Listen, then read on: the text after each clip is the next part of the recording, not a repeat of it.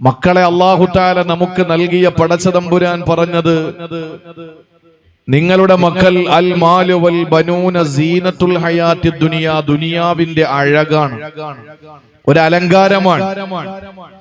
പക്ഷെ ആ അലങ്കാരവും അഴകുമായ മക്കളെ വളർത്തേണ്ട വിധം വളർത്തിയെടുത്തില്ല എങ്കിൽ ആ മക്കള് പിന്നെ എത്തിച്ചേരുന്നത് നാശത്തിലാണ്.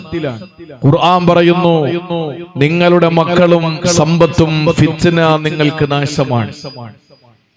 അതേ ഖുർആൻ ഒരു പടി കൂടി മുന്നിലോട്ട് ഇറങ്ങി നിന്നുകൊണ്ട് പറയുകയാണ്, ആ നാശത്തിനെ എവിടെയെങ്കിലും വെച്ച് നമ്മൾ മൂടോടെ മുരടോടെ വേരോടെ നാശകാരിയായ മകന്റെ നാശം എവിടെയാണെന്ന് കണ്ടെത്തിയിട്ട് അതിന് പരിഹാരം കണ്ടില്ലെങ്കിൽ, അതിനെ പിഴുതെറിഞ്ഞില്ലെങ്കിൽ, ആ നാശം എന്ന മുറിവിൽ മരുന്ന് വെച്ച് കെട്ടിക്കൊടുത്ത് ആ നാശത്തെ എന്നേക്കുമായി കടിഞ്ഞാനിട്ടില്ല എങ്കിൽ, യാ അയ്യുഹല്ലദീന ആമനൂ ഇന്ന മിൻ അസ്വാജിക്കും വഔലാദിക്കും അദുവ്വൻ ലക്കും, നിങ്ങളുടെ ഇണകളിൽ, നിങ്ങളുടെ സന്താനങ്ങളിൽ ശത്രുക്കൾ ഉണ്ടെന്ന് സൂറത്തുൽ തഗാബുൻ.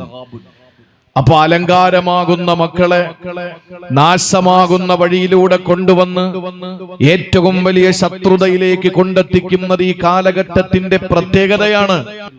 തന്റെ പ്രിയപ്പെട്ട മാതാവിന്റെ കഴുത്തിലേക്ക് കൊടുവാള് കൊണ്ട് വെട്ടിയിട്ട് ആഷിഖെന്ന മകൻ പറഞ്ഞത്, നീ എന്നെ പെറ്റതിന് ഞാൻ നിനക്ക് തരുന്ന സമ്മാനം എന്നാണ്.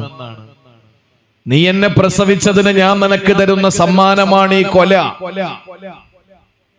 അതിനുശേഷം മലപ്പുറം ജില്ലയിൽ ഒരു മകൻ തന്റെ പ്രിയപ്പെട്ട മാതാവിന്റെ കഴുത്തിലേക്ക് കത്തി കൊണ്ട് കുത്തിയിട്ട് മലർത്തി വീഴ്ത്തി മരിച്ചില്ല എന്ന് കണ്ടപ്പോൾ സിലിണ്ടർ ഉപയോഗിച്ച് തലക്കടിച്ചു കൊന്നു.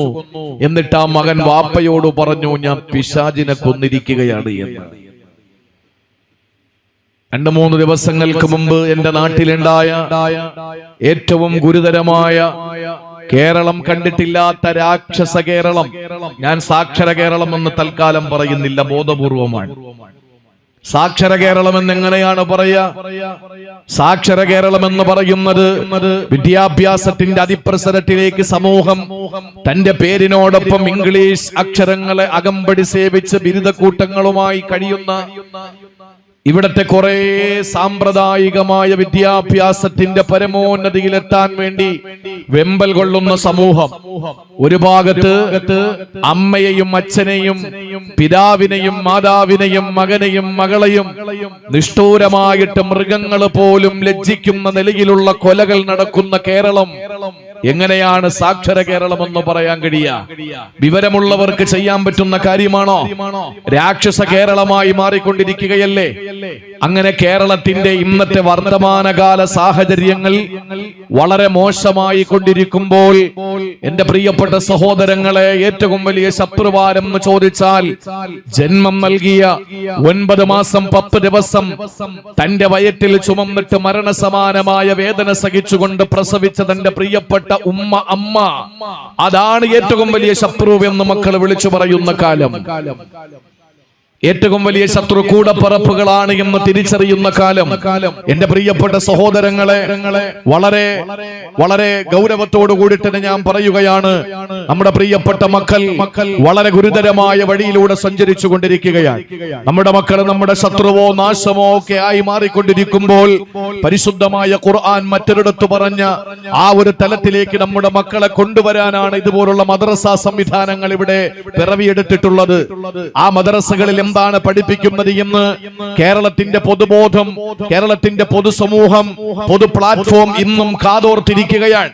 എന്താണ് മദ്രസ ഈ കേരളത്തിൽ സമ്മാനിച്ചത്?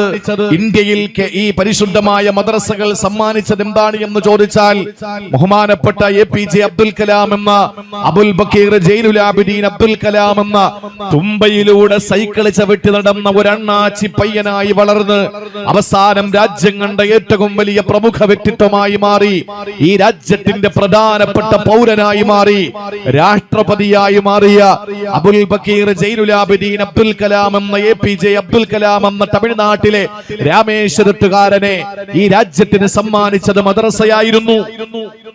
അത് പൊതുമേഖലകളിൽ, പൊതുധാരകളിൽ, പൊതു പ്ലാറ്റ്ഫോമുകളിൽ ചർച്ച ചെയ്യപ്പെടുന്നില്ല എന്നുള്ളതാണ്. എന്താണ് പൊതു മേഖലകളിൽ അല്ലെങ്കിൽ പൊതു ചാനൽ ചർച്ചകളിലൊക്കെ ചർച്ച ചെയ്യപ്പെടുക? ഇവിടെ എന്തൊക്കെയോ വർഗീയതകൾ വളർത്തുന്നു എന്നാണ് മദ്രസകളെ പറ്റി പറയുന്നത്.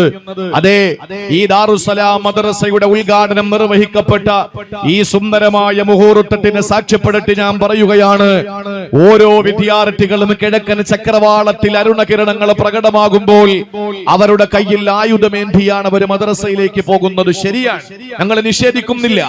ആ ആയുധം നിങ്ങൾ പറയുന്ന ആയുധങ്ങളല്ല. ആ ആയുധമാണ് പരിശുദ്ധമായ ഖുർആൻ. പുരാതന കാലത്തെ പ്രാകൃതന്റെ പുരോഗമന കാലത്തെ പരിഷ്കൃതന്റെ മനോമുഖരത്തിൽ പരിവർത്തനത്തിന്റെ പടപ്പാട്ട് പാടിയ, ആഗോള സംസ്കാര സംശുദ്ധ സിദ്ധാന്തം വിളിച്ചോതിയ, ലോകം ദാഹിച്ചുകൊണ്ടിരുന്ന വിമോചന സരണി ഹിറാഗഹുരത്തിന്റെ അന്തരീക്ഷത്തെ കീറിമുറിച്ചുകൊണ്ട് റൂഹുൽ അമീൻ മലക്ക് ജിബ്രീൽ അലൈഹിസ്സലാം ഓതിക്കൊടുത്ത പരിശുദ്ധമായ ഖുർആനിൽ ആദ്യമായി പേര് പറഞ്ഞ ആയുധം അതാണ്. ആ ആയുധമാണ് ലോകത്തിന്റെ ഗതിവിഗതികൾ നിയന്ത്രിക്കുന്നത്. ആ ആയുധമാണ് ലോകത്തെ മുഴുവൻ ചലന നിശ്ചലനങ്ങളുടെയും ഗതിവിഗതികളെ നിയന്ത്രിച്ചത്. ആ ആയുധമാണ് ഇന്നും എന്റെ പ്രിയപ്പെട്ടവരെ കോളിളക്കം സൃഷ്ടിച്ചുകൊണ്ടിരിക്കുന്നത്. ആ ആയുധമേതാണ്? ഇസ്രയേൽ എന്ന് പറയുന്ന കിരാത രാജ്യം അമേരിക്കയുടെ പ്രസിഡന്റിന്റെ ഒത്താശയോടെ പലസ്തീനിലെ പാവപ്പെട്ട മുസ്ലിം സമുദായത്തിന്റെ തലയിലേക്ക് എറിഞ്ഞുകൊടുക്കുന്ന ആയുധമായിരുന്നില്ല. ആ ആയുധം ഏതാണെന്ന് ചോദിച്ചാൽ ആ ആയുധമാണ് വിശുദ്ധ ഖുർആൻ പറഞ്ഞു അല്ലമ ബിൽ ഖലം, പേന. ആ പേന എന്ന ആയുധമേന്തിയിട്ടാണ് നേരം പുലരുമ്പോൾ ഇവിടത്തെ നൂറുകണക്കിന് മദ്രസയിൽ പഠിക്കുന്ന പൊന്നുമക്കൾ അവരുടെ മദ്രസയിലേക്ക്, ദാറുസ്സലാം മദ്രസയിലേക്ക് പോകുന്നത്. ആ ആയുധം കൊണ്ടവർ കുത്തിക്കുറിക്കുന്നത് എന്താണ്? തന്റെ പ്രിയപ്പെട്ട ഏതെങ്കിലുമൊക്കെ ഇഷ്ടക്കാരായ സ്വജനപക്ഷപാതികളായ ഏതെങ്കിലും സമുദായ സ്നേഹത്തിന്റെ പേരിൽ മാത്രം ഒതുങ്ങിക്കഴിയണമെന്നായിരുന്നില്ല. അയൽവാസി പട്ടിണി കിടക്കുമ്പോൾ അവന് ഹൈന്ദവനായാലും ക്രൈസ്തവനായാലും മുസൽമാനായാലും ജൂതനായാലും പാഴ്സിയായാലും മതമുള്ളവനായാലും നിരീശ്വരവാദിയായാലും മതത്തിന്റെ പേരിൽ തമ്മിലടിക്കുന്നവരായാലും പച്ചക്കരളുള്ള ആരായാലും ആ അയൽവാസി പട്ടിണി കിടക്കുന്നതറിഞ്ഞിട്ട് മൃഷ്ടാന്ന ഭോജനം നടത്തുന്നവൻ എന്റെ സമുദായത്തിൽപ്പെട്ടവനല്ല എന്ന് കുത്തിക്കുറിക്കാനാണ് ആയുധം കൊണ്ടുപോകുന്നത്. മുതിർന്നവരോട് ബഹുമാനം കാണിക്കണമെന്ന ഒരു പൊതുസമൂഹത്തിന്റെ ഒരു പൊതുവായ തത്വം എഴുതിപ്പിടിപ്പിക്കാനാണ് ആയുധം ഉപയോഗിക്കുന്നത്. ചെറിയ മക്കളോട് കരുണ കാണിക്കണമെന്ന് വളരെ കൃത്യമായ അധ്യാപനത്തിൽ നിന്ന് അകർത്തിയെടുക്കുന്ന ആ അടർത്തിയെടുത്തിട്ട് പകർത്തിയെടുക്കുന്ന ആ ഒരു വരി എഴുതി ചേർക്കാനാണ്, ആ അധ്യായത്തെ കുറിച്ചെടുക്കാൻ വേണ്ടിയാണ് ആയുധമാകുന്ന പേനയന്തി പോകുന്ന നമ്മുടെ പ്രിയപ്പെട്ട മക്കൾ. ആ പ്രിയപ്പെട്ട മക്കൾ ആ ആയുധം കൊണ്ട് എഴുതുന്നത് ഏത് മതവിഭാഗത്തിൽപ്പെട്ടവനായാലും അവന്റെ ആരാധനാലയങ്ങളോട് ഒരകൽച്ച പാടില്ല, അവന്റെ ആരാധനാലയങ്ങളോട് പുച്ഛം പാടില്ല, അവന്റെ ആരാധ്യ വസ്തുക്കളോട് യാതൊരു നിലയിലുള്ള പകയും പാടില്ല. ഇത് പഠിപ്പിക്കുന്ന ഒരു സംവിധാനം മദ്രസകൾ മാത്രമാണ്. ആ മദ്രസ സംവിധാനങ്ങൾ ഉള്ളത് കൊണ്ടാണ് എന്റെ പ്രിയപ്പെട്ട സഹോദരങ്ങളെ ഇവിടെ ഒരു സമൂഹം ഏറ്റവും സുതാര്യമായ നിലയിൽ, നേരത്തെ ഇവിടെ പറഞ്ഞതുപോലെ ഏതെങ്കിലുമൊക്കെ വൃദ്ധസദനങ്ങളിൽ മാതാപിതാക്കളെ തളച്ചിടപ്പെടുമ്പോൾ അരുത്, ആ മാതാപിതാക്കളുടെ കാലിനടിയിലാണ് നിന്റെ സ്വർഗം. കൊട്ടുകാട് പള്ളിയുടെ മിഹ്റാബിനകത്തല്ല, കൊട്ടുകാട് പള്ളിയുടെ മിമ്പറിനകത്തല്ല നിന്റെ സ്വർഗം. പരിശുദ്ധമായ ഹജറുൽ അസ്വദിന്റെ ചുവട്ടിലല്ല, പരിശുദ്ധമായ ഹുജറത്തു ശരീഫയിലല്ല നിന്റെ സ്വർഗമുള്ളത്.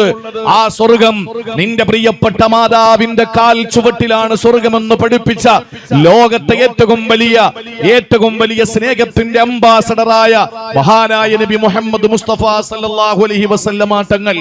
ആ അമ്മ, ആ ഉമ്മ എന്ന് പറയുന്നത് പ്രായമുള്ളവര് എന്ന അർത്ഥത്തിൽ മാത്രമല്ല. നൊന്തുപെറ്റ നിന്റെ പ്രിയപ്പെട്ട ഉമ്മ, നൊന്തുപെറ്റ നിന്റെ അമ്മ, നൊന്തുപെറ്റ നിന്റെ പ്രിയപ്പെട്ട സഹോദരന്റെ അമ്മ, ഇതെല്ലാം നിന്റെ മാതാവോളം നിന്റെ പ്രിയപ്പെട്ട ഉമ്മയോളം ബഹുമാനിക്കപ്പെടേണ്ട വസ്തുതയാണ് എന്ന് പഠിപ്പിച്ചത് കൊണ്ടല്ലേ കൊട്ടുകാടിൽ ഏതെങ്കിലും ഒരു അമുസ്ലിമായ സഹോദരൻ ഇന്നത്തെ ഈ സായാഹ്നത്തിൽ ദാറുസ്സലാം മദ്രസയുടെ ഉദ്ഘാടനം നടക്കുന്ന വേദിയിൽ ഈ തങ്ങളുടെ കൈപിടിച്ചുകൊണ്ട് അഷ്ഹദു അല്ലാ ഇലാഹ ഇല്ലല്ലാഹ് വഅഷ്ഹദു അന്ന മുഹമ്മദർ റസൂലുള്ളാഹ് എന്ന വിശുദ്ധമായ കലിമ പറഞ്ഞ് ഇസ്ലാമിന്റെ സുന്ദരമായ ആ ഒരു കൊടക്കീഴിൽ അണിനിരന്നാൽ ഇന്നത്തെ മഗ്രിബ് കഴിഞ്ഞ് ഇന്നത്തെ വൈകുന്നേരങ്ങളിൽ അല്ലെങ്കിൽ ഇന്നത്തെ രാത്രിയിൽ അയ്യപ്പനായ കാളിയായ നിന്റെ പ്രിയപ്പെട്ട അമ്മയും അച്ഛനും സുഖമില്ലാതെ കിടക്കുമ്പോൾ നീ എങ്ങനെയാണോ നിന്റെ പ്രിയപ്പെട്ട മാതാപിതാക്കൾ മാതാപിതാക്കളെ മണിക്കൂറുകൾക്ക് മുമ്പ് പരിചരിച്ചിരുന്നത് അതുപോലെ പരിചരിച്ചാൽ പോരാ. ഇന്ന് നീ മുസ്ലിമാണ്, നിന്റെ അമ്മ ഹിന്ദുവാണ്, നിന്റെ അച്ഛൻ ഹിന്ദുവാണ്. ആ അച്ഛൻ ഹിന്ദുവും അമ്മ ഹിന്ദുവുമായ നിന്റെ മാതാപിതാക്കളോട് വസാഹിബുഹുമാ ഫിദ്ദുനിയാ മഅറൂഫ എന്ന് പരിശുദ്ധ ഖുർആൻ പഠിപ്പിക്കുന്നു. വസാഹിബുഹുമാ ഫിദ്ദുനിയാ മഅറൂഫ ഏത് പദമാ അല്ലാഹു ഉപയോഗിച്ചത്? ഖുർആൻ അറിയുന്നവരാണ് എന്റെ മുന്നിലുള്ളത്, ഖുർആന്റെ പ്രബോധകരും പണ്ഡിതന്മാരുമാണുള്ളത്. നിന്റെ മാതാപിതാക്കൾ അമുസ്ലിമീങ്ങളായിരിക്കവേ, ആദർശ വ്യത്യാസമുള്ളവരായിരിക്കവേ, അവര് നിന്നോട് എന്തെങ്കിലുമൊക്കെ ആദർശത്തിൽ വെള്ളം ചേർക്കാൻ പറഞ്ഞാൽ ഫലാ തുതിഉഹുമാ, അവരെ നീ വഴിപ്പെടരുതെന്ന് പറഞ്ഞ ഉടനെ ഖുർആൻ പറയുന്നു വസാഹിബുഹുമാ ഫിദ്ദുനിയാ മഅറൂഫ. നിങ്ങൾ വളരെ ക്രിയാത്മകമായി നിങ്ങളുടെ മാതാപിതാക്കളോട് ദുനിയാവിൽ ഇടപെടണമെന്ന് പറയുമ്പോൾ അല്ലാഹു പറഞ്ഞ വാക്കാണ് എന്റെ പ്രിയപ്പെട്ടവരെ നമ്മൾ ചിന്തിപ്പിക്കേണ്ടത്. വസാഹിബുഹുമാ എന്താ ഖുർആൻ പറഞ്ഞത്? ഇതേ വാക്ക് അല്ലാഹു മറ്റൊരിടത്ത് പറഞ്ഞിട്ടുണ്ടറിയോ? ഏത് വാക്കാണ്? പരിശുദ്ധമായ സൗർ ഗുഹയിൽ ആദരവായ പ്രവാചകൻ നബി മുഹമ്മദ് മുസ്തഫ സല്ലല്ലാഹു അലൈഹി വസല്ലമ തങ്ങൾ ശത്രുക്കളാൽ ആട്ടി ഓടിക്കപ്പെടുകയും മദീനയിലേക്ക് പലായനം ചെയ്യപ്പെടുകയും ചെയ്യണമെന്ന അല്ലാഹുവിന്റെ കൽപ്പന വന്നപ്പോൾ പരിശുദ്ധമായ മക്കയിൽ നിന്ന് മദീനയിലേക്കുള്ള യാത്രയിൽ 3 ദിവസത്തോളം താമസിച്ച സൗർ ഗുഹ, ആ സൗറിൽ മഹാനായ നബി സല്ലല്ലാഹു അലൈഹി വസല്ലമ തങ്ങൾ വിശ്രമിക്കുമ്പോൾ സയ്യിദുനാ അബൂബക്കർ സിദ്ദീഖ് റളിയല്ലാഹു തആല അൻഹുയുടെ മടിയിൽ തലവെച്ച് കിടക്കുന്ന പ്രിയപ്പെട്ട പ്രവാചകനോട് അബൂബക്കർ സിദ്ദീഖ് തങ്ങൾ ചോദിച്ചൊരു ചോദ്യമുണ്ട്. തന്റെ തൊട്ടുമുകളിൽ ശത്രുക്കൾ 100 ഒട്ടകം ഇനാം പ്രഖ്യാപിച്ചുകൊണ്ട് ആ ഒട്ടകം ഞങ്ങൾക്ക് വേണമെന്ന് പറഞ്ഞുകൊണ്ട് മുഹമ്മദിനെയും അബൂബക്കറിനെയും ജീവനോടെയോ മരണപ്പെട്ടായിട്ടാലും കുഴപ്പമില്ല അവരുടെ ശിരസ് കൊണ്ടുവന്ന് പരിശുദ്ധമായ കഅബാലയത്തിന്റെ മുന്നിൽ സമർപ്പിക്കുന്നവന് 100 ഒട്ടകം കൊടുക്കാമെന്ന ഇനാം പ്രഖ്യാപിച്ചപ്പോൾ അവിടുത്തെ ഫാസിസ്റ്റ് ദുശക്തികളുടെ മുമ്പിലേക്ക് ആ ഒട്ടകം ഇനാം വാങ്ങാൻ വേണ്ടിയിട്ട് അള്ളാഹുവിന്റെ പ്രിയപ്പെട്ട പ്രവാചകനെയും സിദ്ദീഖുൽ അക്ബറിന്റെയും തല കൊയ്യാൻ വേണ്ടി വന്ന അവിടുത്തെ സത്യനിഷേധികളായ കുഫാറുകൾ ഒരു പാറപ്പുറത്ത് കയറി നിൽക്കുമ്പോൾ ആ പാറയുടെ തൊട്ടു താഴെ വിറങ്ങലിച്ച് ഉറങ്ങുന്ന പ്രവാചകനെ ഉണർത്താതെ ആ സുന്ദരമായ റിസാലത്തിന്റെ ശിരസ്സെടുത്ത് മടിത്തട്ടിൽ വെച്ച് കാല് നീട്ടിവെച്ചുകൊണ്ട് കിടക്കുന്ന അബൂബക്കർ സിദ്ദീഖ് റളിയല്ലാഹു അൻഹു അവസാനം അബൂബക്കർ സിദ്ദീഖ് തങ്ങൾ നബിയെ ഉണർത്തിയിട്ട് ചോദിച്ചൊരു ചോദ്യമുണ്ട്. അവരെങ്ങാനും താഴോട്ട് നോക്കിയാൽ നമ്മളെ കാണൂലേ? ആ സമയത്ത് ഖുർആൻ പറഞ്ഞൊരു പദപ്രയോഗമാണ്. എന്തായിരുന്നു? ആ 2 പേര് ഒരുമിച്ചിരിക്കുന്ന സന്ദർഭം അള്ളാഹുവിന്റെ ഖുർആൻ അവതരിപ്പിക്കുകയാണ്. എന്നിട്ട് പറഞ്ഞത് എന്താണ്? ഇത് യഖൂലു ലിസ്വാഹിബിഹി, അള്ളാഹുവിന്റെ ഖുർആൻ പറഞ്ഞ വാക്കിതാണ്. അബൂബക്കർ സിദ്ദീഖിനെ പറ്റി റസൂലുള്ളാഹിയോട് പറഞ്ഞത് ഇത് യഖൂലു ലിസ്വാഹിബിഹി, തന്റെ സാഹിബാണെന്ന് പറഞ്ഞു. ആ സാഹിബ് എന്ന് പറഞ്ഞാൽ എന്താണ്? എല്ലാം മറന്നിട്ട് എത്രത്തോളം ത്യാഗം ചെയ്യാൻ കഴിയുമോ, എത്രത്തോളം നിങ്ങൾക്ക് അർപ്പണം നടത്താൻ കഴിയുമോ, എത്രത്തോളം നിങ്ങൾക്ക് അവർക്ക് സേവനം ചെയ്തു കൊടുക്കാൻ കഴിയോ, ആ നിലയിൽ ജീവൻ അർപ്പിച്ചുകൊണ്ട് ജീവൻ പണയപ്പെടുത്തിയിട്ട് തന്നോടൊപ്പം തോളോട് തോൾ ചേർന്ന് നിൽക്കുന്ന എല്ലാ സന്തോഷ സന്താപ സമ്മിശ്രമായ ജീവിതത്തിന്റെ വഴിത്താരകളിൽ തന്നോടൊപ്പം സഞ്ചരിക്കുന്ന സിദ്ദീഖിനെ പറ്റി പറഞ്ഞ വാക്കാണ് സാഹിബെങ്കിൽ അതേ വാക്കല്ലേ ഇസ്ലാമിലേക്ക് കടന്നു വന്ന കൊട്ടുകാട്ടുള്ള ഒരാള് 2025 ഫെബ്രുവരി മാസത്തിലെ 27ാമത്തെ ദിവസത്തിലെ ഈ രാത്രിയോടടുക്കുന്ന സമയത്ത് ഇസ്ലാമിലേക്ക് കടന്നു വന്നുകൊണ്ട് അടുത്ത മണിക്കൂർ 1-2 കഴിയുമ്പോൾ തന്റെ അമ്മയും അച്ഛനും സുഖമില്ലാത്ത അവസ്ഥ വന്നാൽ ഇടപെടേണ്ട രീതി പഠിപ്പിച്ചത് ഗാർ സൗറിൽ വെച്ച് സിദ്ദീഖുൽ അക്ബറിനെ ഉപമിച്ച അതേ വാക്കുകൊണ്ടാണ് ഖുർആൻ പറഞ്ഞത് വസാഹിബുഹുമാ ഫിദ്ദുനിയാ മഅറൂഫ. നിങ്ങൾ ജീവൻ പണയം വെച്ചായാലും നിങ്ങളുടെ മാതാപിതാക്കളെ സംരക്ഷിക്കണമെന്ന്. അപ്പോ മുസ്ലിമായ ഉമ്മയെയും മുസ്ലിമായ വാപ്പയെയും നോക്കണമെന്നല്ലല്ലോ ഖുർആൻ പറഞ്ഞത്. നിങ്ങളുടെ അമുസ്ലിമായ അച്ഛനെയും അയ്യപ്പനെയും കാളിയെയും നിങ്ങൾ നോക്കണമെന്ന് പഠിപ്പിച്ചു പരിശുദ്ധ ഖുർആൻ. അതാണ് പറഞ്ഞത് ഈ മദ്രസകൾ ലോകത്തിന് സമ്മാനിക്കുന്നത് ഏറ്റവും വലിയ സുന്ദരമായ സമാധാനത്തിന്റെയും സൗഹാർദ്ദത്തിന്റെയും ശാന്തിയുടെയും സന്ദേശങ്ങളാണ്. ആ സന്ദേശം മുറുകെ പിടിക്കുന്നവരായി നമ്മൾ മാറണ്ടേ. അതിനാണ് ഇവിടെ മദ്രസകൾ പിറവിയെടുക്കുന്നത്. ഈ മദ്രസകളൊക്കെ നമ്മുടെ നാട്ടിലുണ്ടാകുന്നത് ഒരു കാര്യം കൂടി ഞാൻ പറയാൻ, ഇത് കേൾക്കുന്ന പരിസരത്തുള്ള എന്റെ ഹൈന്ദവ ക്രൈസ്തവ സഹോദരങ്ങൾ ആരെങ്കിലും ഉണ്ടെന്ന് ഞാൻ വിശ്വസിക്കുകയാണ്. ഉണ്ടല്ലോ, ഇത് കേൾക്കുന്നുണ്ടാവുമല്ലോ. എന്നാൽ എന്റെ പ്രിയപ്പെട്ട ഹൈന്ദവ ക്രൈസ്തവ സഹോദരങ്ങളെ, അല്ലെങ്കിൽ മതമില്ലാത്ത നിരീശ്വരവാദികളായ എന്റെ പ്രിയപ്പെട്ട സഹോദരങ്ങളെ, നിങ്ങളുടെ നാട്ടിലെ ഈ മദ്രസ കൊണ്ട് നിങ്ങൾക്ക് എന്ത് ഗുണമാണെന്ന് ഒരു നിമിഷം നിങ്ങൾ ചിന്തിക്കും ചിലപ്പോഴൊക്കെ. എന്താ മുസൽമാനെ പറ്റി പഠിപ്പിക്കുന്ന, അള്ളാഹുവിനെയും റസൂലിനെയും പഠിപ്പിക്കുന്ന മദ്രസ കൊണ്ട് കൊട്ടുകാട്ടിലെയും വടുതലമുക്കിലെയും ഞങ്ങൾക്ക് എന്ത് പ്രയോജനമാണ് എന്ന് ചിന്തിച്ചാൽ പ്രയോജനമുണ്ട് നിങ്ങൾക്ക്. എന്താ പ്രയോജനമെന്നറിയോ? ബൈലാവിയിൽ പരിശുദ്ധമായ സൂറത്തുൽ ഫാത്തിഹയുടെ തഫ്സീറിന്റെ ഏറ്റവും ഒടുവിൽ ഹുദൈഫത്തുൽ യമാൻ എന്ന സ്വഹാബി റിപ്പോർട്ട് ചെയ്യുന്ന ഒരു ഹദീസ് മാത്രം മതി. ഈ ദാറുസ്സലാം എന്ന മദ്രസ ഇവിടെ നിലനിൽക്കുന്നിടത്തോളം കാലം ഈ നാട്ടിലെ ആബാലവൃദ്ധം, രാഷ്ട്രീയ സംഘടനാ കക്ഷി വ്യത്യാസമില്ലാതെ എല്ലാ മനുഷ്യർക്കും എല്ലാ ജീവജാലങ്ങൾക്കും ഈ കിളിർത്ത് നിൽക്കുന്ന തെങ്ങുകൾക്കും മാവുകൾക്കും ഇവിടുത്തെ എല്ലാ സസ്യലതാദികൾക്കും പക്ഷിപറവാദികൾക്കുമൊക്കെ ഗുണകരമാണ് ഈ ദാറുസ്സലാം മദ്രസ എന്ന് പറയുമ്പോൾ അള്ളാഹുവിന്റെ റസൂൽ പറഞ്ഞ ഒരൊറ്റ ഹദീസാണ്. അള്ളാഹു ഒരു നാട്ടിലേക്ക് ഒരു അദാബ് ഇറക്കാൻ തീരുമാനിച്ചു അത്രേ. അള്ളാഹു ഒരു അദാബ് ഇറക്കാൻ തീരുമാനിച്ചു. എങ്ങനെ ഇറക്കാനാണ്? ഹത്മൻ മഖ്ലിയ. രണ്ട് വിശേഷണമാണ് അതിനുള്ളത്. ഹത്മൻ എന്ന് പറഞ്ഞാൽ നിസ്സംശയം അള്ളാഹു ഇറക്കുന്ന പരീക്ഷണം ഇനി ഒരു അപ്പീൽ പോകുന്ന കേസില്ല, ഒരിക്കലും അത് നടക്കാതിരിക്കില്ല, അത് ഉറപ്പായിട്ട് ആ ശിക്ഷ ഇറങ്ങും. മഖ്ലിയ അത് വിധി പുറപ്പെടുവിച്ചതാണ് അല്ലാഹു തആല.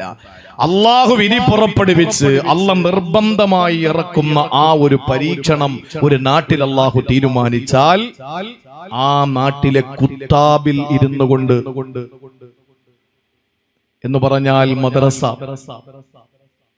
ആ നാട്ടിലെ മദ്രസയിൽ ഇരുന്നു കൊണ്ടൊരു വിദ്യാർത്ഥി ഓതുകയാണ് അൽഹംദുലില്ലാഹി റബ്ബിൽ ആലമീൻ.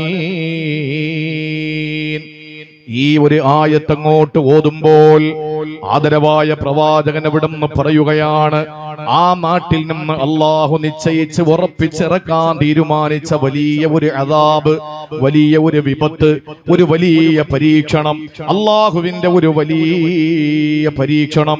ആ പരീക്ഷണത്തെ അള്ളാഹു ഉയർത്തിക്കളയും. എത്ര വർഷമെന്നറിയോ? 40 ആമാ.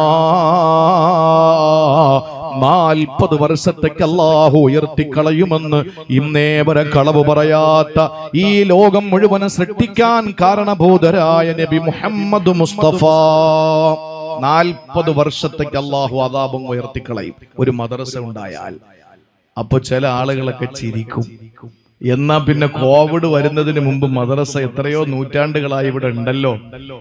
അതുപോലെ എന്തെല്ലാം പരീക്ഷണങ്ങൾ വന്നു, അപ്പോഴൊന്നും അള്ളാഹു ഉറങ്ങിപ്പോയോ? അങ്ങനെയൊക്കെയുള്ള ചോദ്യങ്ങൾ സോഷ്യൽ മീഡിയയിൽ ചോദ്യങ്ങൾ ഉയർന്നുകൊണ്ടിരിക്കുകയാണ്.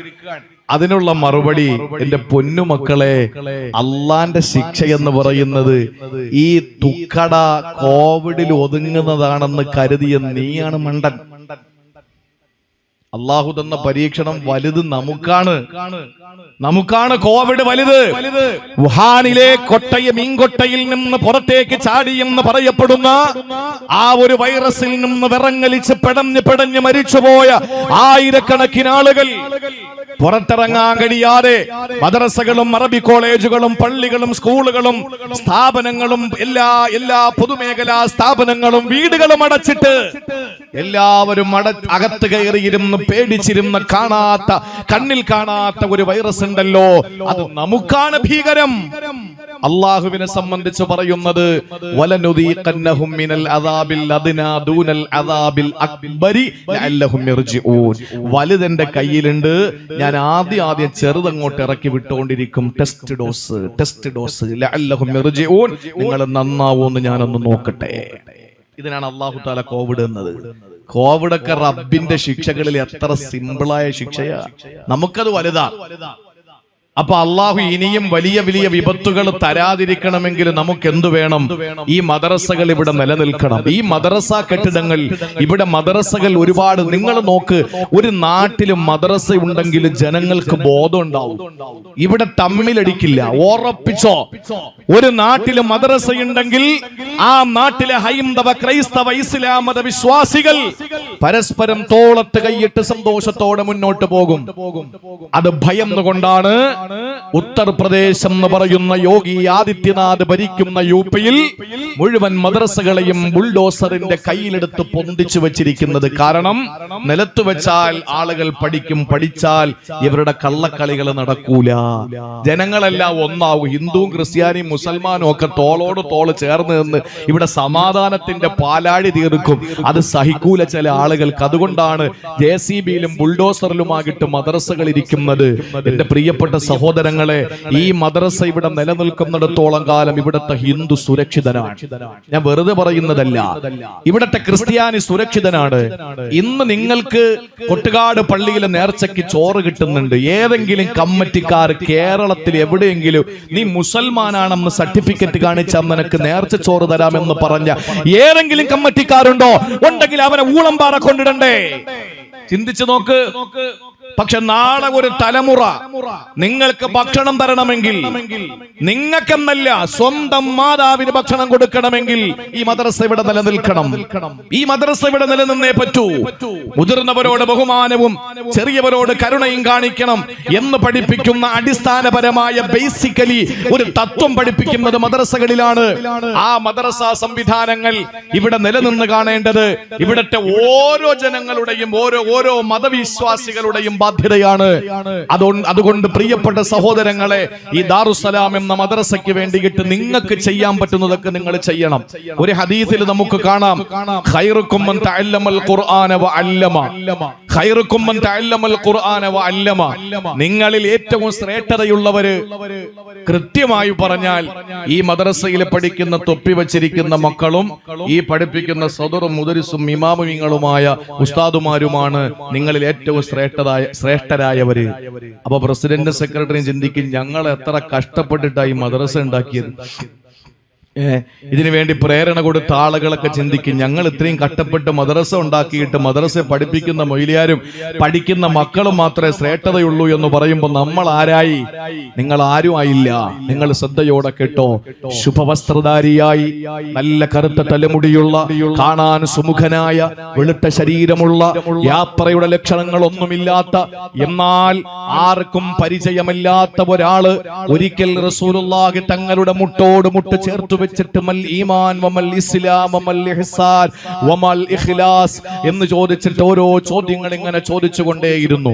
അതിനൊക്കെ നബി തങ്ങൾ മറുപടി കൊടുത്തുകൊണ്ടേയിരുന്നു.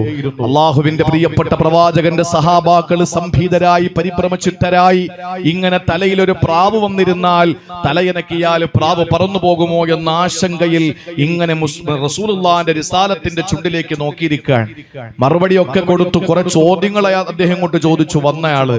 എന്നിട്ട് അതിനൊക്കെ നബി തങ്ങൾ വ്യക്തമായ മറുപടി കൊടുത്തു. അദ്ദേഹം സലാം പറഞ്ഞ് എഴുന്നേറ്റ് പോയി. പോയ ശേഷം ഇരിക്കുന്ന സഹാബത്തിനോട് നബി തങ്ങൾ ചോദിച്ചു, അറിയോ ഈ വന്ന ആളിനെ? ഇല്ല നബിയെ, ഇയാൾ ഈ നാട്ടുകാരനല്ല. എന്തുകൊണ്ടല്ല സഹാബ? ഇയാളെ ഞങ്ങൾക്ക് ആർക്കും അറിയില്ലല്ലോ. അപ്പൊ ഒരാൾ പറഞ്ഞു, എന്നാൽ മറുനാട്ടുകാരനൊന്നുമല്ല. എന്താ സഹാബിയോട് അദ്ദേഹം നബി തങ്ങൾ ചോദിച്ചു, എന്താ അതിന് കാരണം? അദ്ദേഹത്തിന്റെ യാത്രയുടെ ലക്ഷണങ്ങൾ ഒന്നുമില്ലല്ലോ. അപ്പൊ അള്ളാന്റെ റസൂല് പറഞ്ഞു, ഈ വന്നത് അത്താക്കും ജിബ്രീൽ. ഇത് ജിബ്രീലാണ് വന്നത്. ജിബ്രീലാണ് വന്നത്. എന്തിനാ ജിബ്രീൽ വന്നത്? യുഅല്ലിമക്കും ദീനക്കും. നിങ്ങൾക്ക് വിവരം പഠിപ്പിച്ചു തരാനാ, നിങ്ങൾക്ക് ഇൽമു പഠിപ്പിച്ചു തരാനാണ്. നിങ്ങളൊന്ന് ശ്രദ്ധയോടെ കേട്ടാൽ, ആ മഹാനായ ജിബ്രീൽ അലൈഹിസ്സലാം എന്തെങ്കിലും ഒരു അക്ഷരം പഠിപ്പിച്ചു കൊടുത്തോ? പഠിപ്പിച്ചോ? ഒന്നും പഠിപ്പിച്ചില്ല. കുറെ ചോദ്യങ്ങൾ ചോദിച്ചു. പഠിപ്പിച്ചതാരാ? മഹാനായ നബി മുഹമ്മദ് മുസ്തഫ സല്ലല്ലാഹു അലൈഹി വസല്ലം. പക്ഷേ നബി തങ്ങൾ പറഞ്ഞ വാക്കെന്താ? മുഅല്ലിം, ടീച്ചർ, അധ്യാപകൻ എന്ന പദമാണ്. ഈ വന്നത് നിങ്ങളുടെ മുഅല്ലിം, ടീച്ചർ, അധ്യാപകൻ എന്ന പദമാ പറഞ്ഞത്. ഒരക്ഷരം പഠിപ്പിച്ചില്ല. പക്ഷേ ചോദ്യങ്ങൾ ചോദിച്ച് പഠിപ്പിക്കാനും പഠിക്കാനും സൗകര്യം ചെയ്തു കൊടുത്തു എന്ന ഒറ്റ കാരണം കൊണ്ട് അദ്ദേഹത്തിന് നബി തങ്ങൾ കൊടുത്ത പേര് മുഅല്ലിം എന്ന പദവിയാണ്. അപ്പൊ നിങ്ങളിൽ ഏറ്റവും ശ്രേഷ്ഠതയുള്ളവർ പഠിക്കുന്നവരും പഠിപ്പിക്കുന്നവരുമാണ് എന്ന് പറയുമ്പോൾ, പഠിക്കുന്ന മുത്തഅല്ലിമീങ്ങൾ, മദ്രസ കുട്ടികൾക്ക് ഏറ്റവും വലിയ ശ്രേഷ്ഠത കൊടുത്ത പ്രവാചകൻ രണ്ടാമത് പഠിപ്പിക്കുന്നവർക്ക് പറഞ്ഞിട്ടുണ്ടെങ്കിൽ, ആ പഠിപ്പിക്കുന്നവരോളം നിങ്ങൾക്ക് പദവിയിൽ എത്തിച്ചേരാൻ കഴിയും നിങ്ങൾ ഈ പരിശ്രമത്തിൽ വളരെ കൃത്യമായി നിങ്ങൾ ആത്മാർത്ഥമായി ഇടപെട്ടാൽ. അതുകൊണ്ട് ഒരിക്കലും നഷ്ടമല്ല, ഒരിക്കലും നഷ്ടമല്ല. ഈ നാട് ഏറ്റവും ഉദാത്തമായ ഉന്നതമായ ഒരു നിലവാരത്തിലേക്ക് എത്തിച്ചേരാൻ ഈ നാട്ടിലെ മദ്രസ അനിവാര്യമാണ്. ആ അനിവാര്യമായ മദ്രസയുടെ ഈ ഒരു ഉദ്ഘാടനം നടന്ന ഈ വേദിയിൽ എന്റെ പ്രിയപ്പെട്ട സഹോദരങ്ങളോട് ഞാൻ പറഞ്ഞിടത്തേക്ക് തിരിച്ചു പോവുകയാണ്. ആദ്യമായി അലങ്കാരമെന്നും പിന്നെ നാശമെന്നും പിന്നീട് നിങ്ങളുടെ ശത്രുവെന്നും പറഞ്ഞ ഖുർആൻ മക്കളെ സംബന്ധിച്ച് മറ്റൊരിടത്ത് പറഞ്ഞത് റബ്ബനാ ഹബ്ലനാ മിൻ അസ്വാജിനാ വദുരിയാതിനാ ഖുർറത അഅ്യുൻ എന്നാ പറഞ്ഞത്. കണ്ണിന് കുളിർമ. നിങ്ങളുടെ മക്കളുടെ കണ്ണിന് കുളിർമയാകണം. ആ മക്കൾ ഒരിക്കലും നിങ്ങളുടെ കണ്ണ് നീരാകരുത്. ആ മക്കൾ കാരണം നിങ്ങൾ കരയുന്നൊരവസ്ഥ വരരുത്. ആ മക്കൾ നിങ്ങൾക്ക് കണ്ണിന് കുളിർമയാകണം. ആ കണ്ണിന് കുളിർമ എന്ന് ഖുർആനിൽ 3 വട്ടമാണ് പറഞ്ഞത്. ഖുർറത്തു ഐൻ, ഖുർറത്തു ഐൻ, ഖുർറത്തു ഐൻ എന്ന് പറഞ്ഞത്. കണ്ണിന് ആനന്ദം, കണ്ണിന് കുളിർമ എന്ന് പറഞ്ഞത് 3 ഘട്ടങ്ങളിലാണ്. ഒന്ന് തന്റെ പ്രിയപ്പെട്ട മകനെ ആ നിലയിലേക്ക് കൊണ്ടുവരണമെന്ന പ്രാർത്ഥനയിൽ പറഞ്ഞുവെങ്കിൽ, രണ്ടാമത് മഹാനായ സയ്യിദുനാ കലീം മൂസാ നബി അലൈഹിസ്സലാം തന്റെ പ്രിയപ്പെട്ട മാതാവ് നൈൽ നദിയിലേക്ക് തന്റെ മകനാകുന്ന മൂസായെ പെട്ടിയിലാക്കിയിട്ട് നൈലിലേക്ക് ഒഴുക്കി അവസാനം ലോകം കണ്ട ഏറ്റവും വലിയ ശത്രുവും ലോകം കണ്ട ഏറ്റവും വലിയ ധിക്കാരിയും സ്വജനപക്ഷപാതിയും വർഗീയവാദിയും ലോകം കണ്ട ഏറ്റവും വലിയ സ്വേച്ഛാധിപതിയും ഏകാധിപതിയുമായ സാക്ഷാൽ റാംസീസ് രണ്ടാമൻ എന്ന ഫറോവയുടെ കൊട്ടാരത്തിന്റെ മട്ടുപാവിൽ തന്റെ പ്രിയപ്പെട്ട ആസിയ എന്ന ഭാര്യയോടൊപ്പം നിൽക്കുമ്പോൾ കൊട്ടാരത്തിലേക്ക് നൈല് കൊണ്ടിട്ട, കൊട്ടാരത്തിന്റെ മുറ്റത്തേക്ക് നൈല് കൊണ്ടിട്ട പെട്ടിക്കകത്ത് കിടന്ന കണ്ട കുട്ടിയെ കണ്ടപ്പോൾ ആസിയ ബീവി പറഞ്ഞ വാക്ക് ഖുർറത്തു ഐനുൽ ലീ വലക്. ഏ ഫിർഔനെ, നമുക്കിതെടുക്കാം, എനിക്കും നിങ്ങൾക്കും കണ്ണിന് കുളിർമ. മൂന്നാമത് കണ്ണിന് കുളിർമയെന്ന് ഖുർആൻ പറഞ്ഞത് ഫലാ തഅലമു നഫ്സും മാ ഉഖ്ഫിയ ലഹും മിൻ ഖുർറത്തി അഅ്യുൻ. അല്ലാഹുവിന്റെ സ്വർഗ്ഗത്തെ പറ്റി പറയാനാ. അള്ളാന്റെ സ്വർഗത്തെ പറ്റി പറഞ്ഞ അതേ വാക്കുകൊണ്ട് തന്നെയാണ് മൂസ എന്ന മകനെ പറ്റിയും ആ മൂസാ നബിയെ പോലെ മൂസമാരായി മാറേണ്ട നമ്മുടെ മക്കളെ പറ്റിയും അള്ളാഹു പറഞ്ഞത്. അതുകൊണ്ട് നമ്മുടെ മക്കള് നാശവും ശത്രുവുമാകാതെ കണ്ണിന് കുളിർമയാകണം, കണ്ണിന് ആനന്ദമാകണം.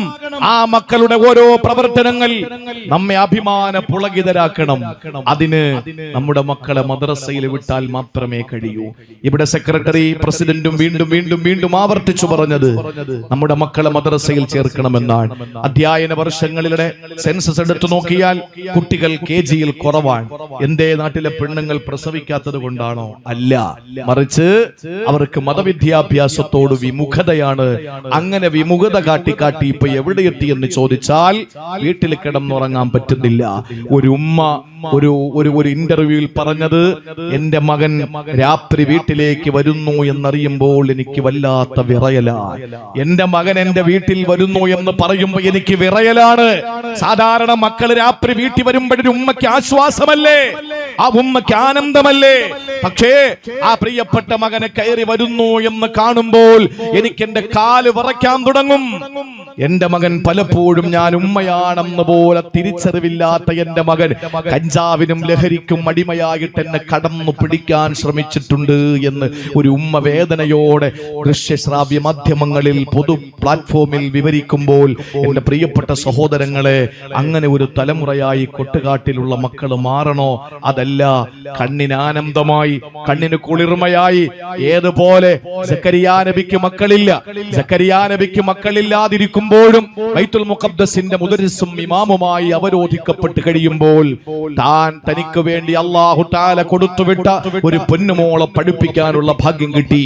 ആദ്യത്തെ മദ്രസ എന്ന് നമുക്ക് പറയാൻ കഴിയില്ലെങ്കിലും ബൈത്തുൽ മുഖദ്ദസ് ഒരു മദ്രസയാണ്, മസ്ജിദുൽ അഖ്സ ഒരു മദ്രസയാണ്.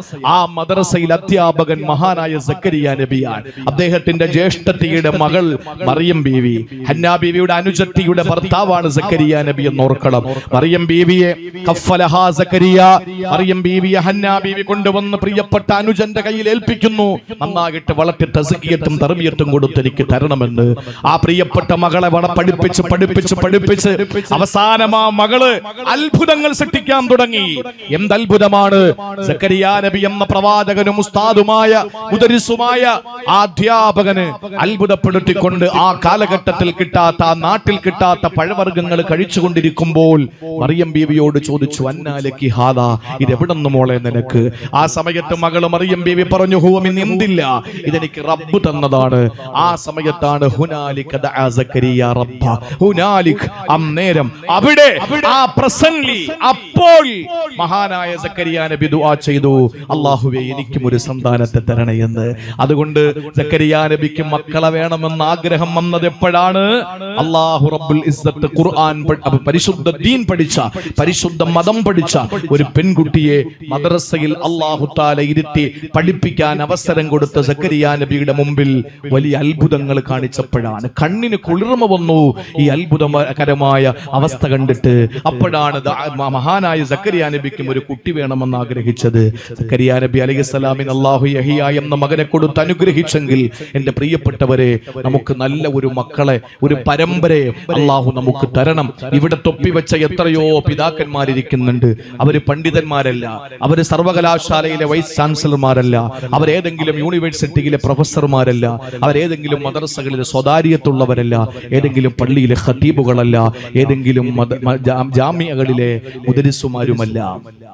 പിന്നെയോ അവരൊക്കെ രാപ്രസംഗങ്ങളിലും മദ്രസകളിലും ലബ്ബമാരിൽ നിന്നും പഠിച്ച അറിവാണ് അവരുടെ തലയിലെ തൊപ്പിയും അവരുടെ മുഖത്ത് ദാടിയുമെങ്കിൽ നാളത്തെ ഒരു തലമുറ ഇങ്ങനെ വേണ്ടേ പ്രിയപ്പെട്ടവരെ?